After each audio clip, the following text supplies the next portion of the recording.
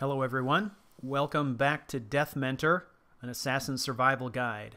Today we're talking about using your environment. What do I mean by that? Well, I mean using the environment to your advantage, and I'm going to give you a couple examples of this in action. One is a more mundane example where we're just using the layout of this hallway to our advantage. First of all, we can see that we've got at least 4, maybe 5 enemies down here. We've got a long corridor, which makes for a perfect killing lane. I position myself in a dark spot, and I take my first shot. The beautiful thing about a narrow killing lane like this is that as the enemies approach us, we really don't have to sweep our reticle very far left and right in order to hit our enemies. So we're funneling them down this channel. They're following the sound. Narrow killing lane makes us very effective. And our position in the darkness helps to conceal us even when they get close.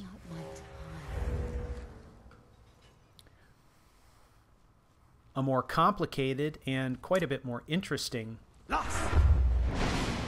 version of using your environment is when we have a series of traps that we can use to our advantage.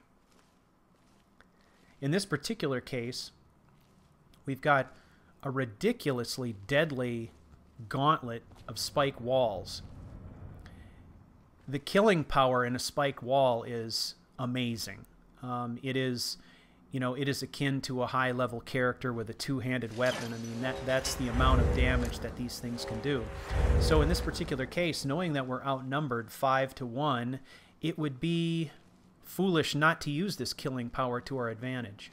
So to start with, I take my time, I scope out how this trap works, and I locate all the pressure plates I can.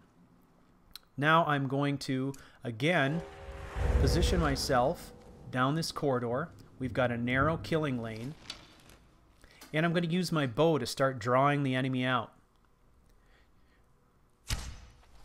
This is a direct reference to episode number 1 of Death Mentor, where we talked about misdirection.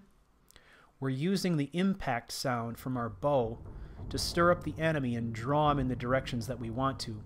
Our objective here is to draw the enemies down the hall and into the trap that we've laid for them.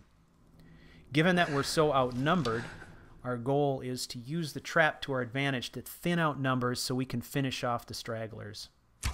In this particular case, I drew them into the doorway, but failed to hit one of them once they were at the threshold, so I need to start over.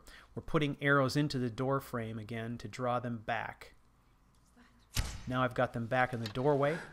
I'm going to connect with one of them, and that should be sufficient to draw them in.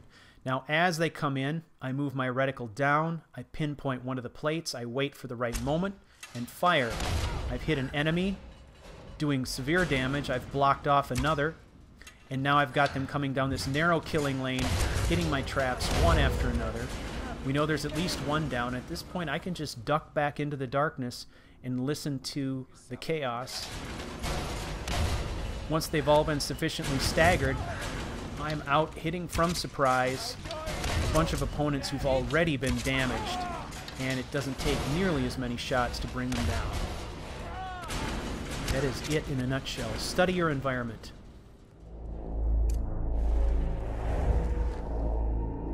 You've been watching Death Mentor, an assassin's survival guide. Please rate, like, and subscribe. It helps me a lot. And you can get updates on this series on the website at CouchWarrior.tv or follow on Twitter at CouchWarriorTV. Thank you.